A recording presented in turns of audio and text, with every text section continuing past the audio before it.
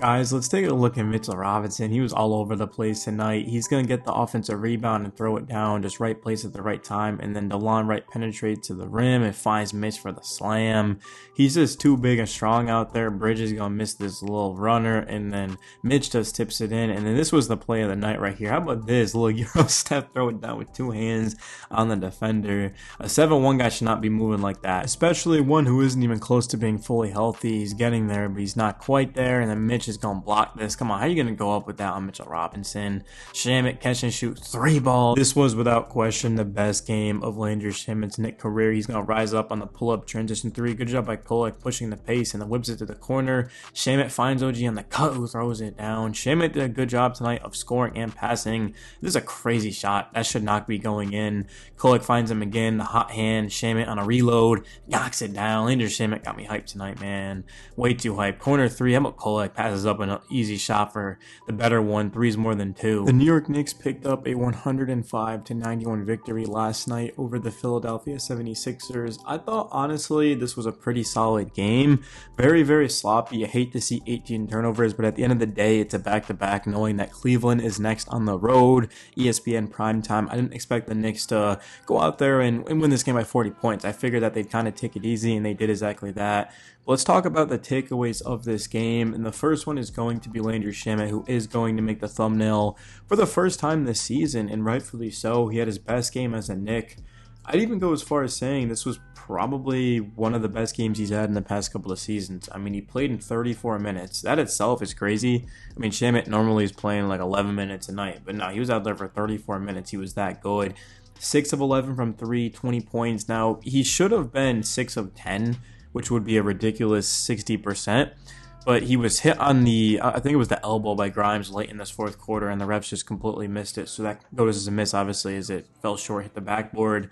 7 of 12 from the field. 20 points, but it's the degree of difficulty. That's what I always stressed you guys about Shamet, is he's not just wide open in the corner shooting threes. He's on the move, whether it be top of the key, in the corner, on the elbows. He's just moving around. He's also creating off of the dribble because defenders are flying at him to chase him off the line, and then he's able to hit that pull-up mid-range.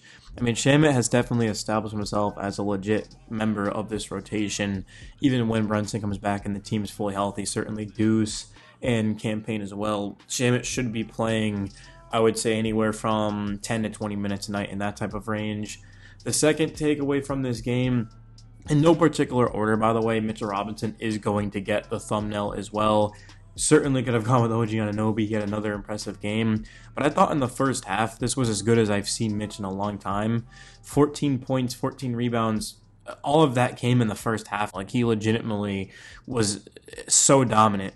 I mean, oh my goodness, 14 points. That's the first time in 4 seasons Mitch has had that many points in the first half, especially because the last video I made, I said that Mitch, when he's at his best, can help the Knicks legitimately beat the Celtics. Of course, he'll help them, but I mean, they will beat the Celtics if Mitch is at his best. Like, he's that good. And yeah, we definitely saw a glimpse of it too. Now, the thing with Mitch, though, is that he's not going to play back-to-backs. I could be wrong in that. Don't hold me to it, but I highly doubt we see Mitch tomorrow, which is disappointing because if Mitch is going to have an impact, it's going to be against the Cavs, who have Jarrett Allen and Evan Mobley. Not exactly sure why the Knicks went with Mitch in the first game over the second, but actually, you know, now that I think about it, again, I don't want to tell you guys lies, but the Knicks were at home, so it would be kind of messed up for Knicks fans to go spend money on tickets and then not play Mitch. So that could be it. Who knows? But I don't know. I didn't speak to Tibbs or anything like that. Josh Hart, very interesting game for him. He grabbed his second rebound with 2 minutes left in the third quarter. Very quiet game. And then, of course, he did have a buzzer beater and kind of got it going. But he finished with 4 rebounds, 6 assists, 9 points, 2 steals. I mean, Hart just did not bring a lot of energy early on. And I think the reason for that is just Philly is so bad. I mean, they're without basically their entire team. So Hart is the type of guy that's going to get the Knicks going, get the crowd into it. But Philly was just, they started off really bad in this game. And the Knicks got off to a 35-26 first quarter lead. And in the second quarter, 24-16. And then Philly came back. They had a 9-0 run in the third quarter. But yeah, and then you look at Mikal Bridges.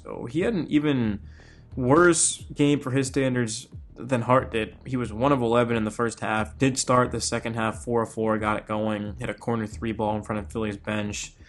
And then that was kind of it. Bridges finished the game 6 of 16, which means that he did make his next shot. So he did make, what would that be? I just said he started off 4-4, so 5 of 5 in the second half. He'll take that, 14 points, plus 23. So even though he didn't really shoot the ball as well as he has been, he still was a game high, plus 23.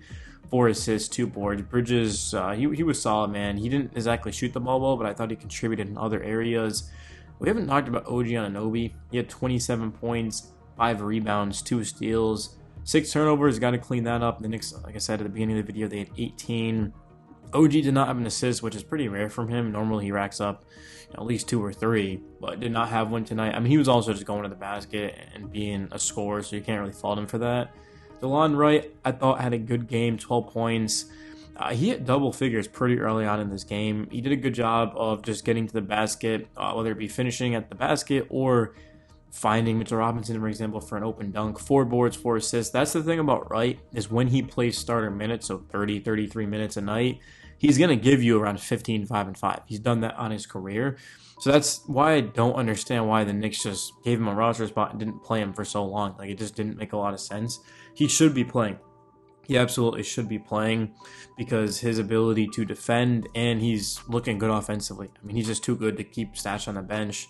Precious Achiuwa was 1 of 11. I mean, if you just look at the box score, you can tell that Precious was not that great. But I thought in the second half, he did get it going with the rebounding. Shot was off, and there's shots that Achiuwa normally makes. I mean, they were all around the basket, too. Philly did play pretty good defense, I'm not going to lie, especially in the interior. So I think it's just a bad shooting night.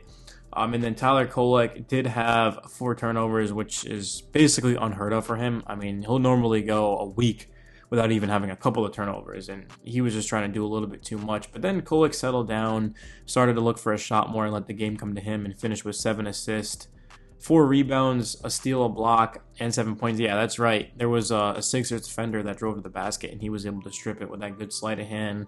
Kolek made a 3 as well. He's starting to shoot the ball with more confidence, albeit he's wide open, but I just like to see Kolek sort of walk into a 3 and not even hesitate. We know that he does like to make the open pass, but Kolek, for him to get to his potential, he's going to have to be able to shoot the ball and score and drive to the basket.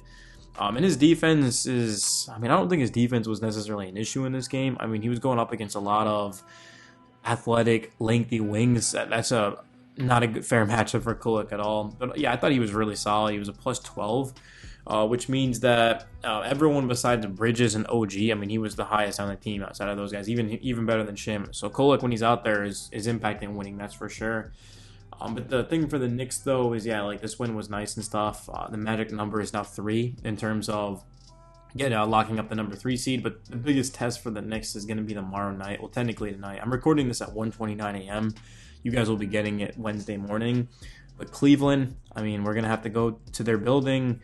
It is on national television. No Mitch. Cat will play. I mean, you'd have to imagine that Cat's going to be out there. Is it going to be enough? We'll see. But this is a big test. If the Knicks just keep it close, like if the Knicks are in it down to the wire, like the last 5 minutes, I'd be pretty happy. But OG, Hart, Cat, like these guys have got to get it going, man. There's no question about it. They've got to compete. Saturday at Atlanta, Sunday versus Phoenix. So some back-to-backs.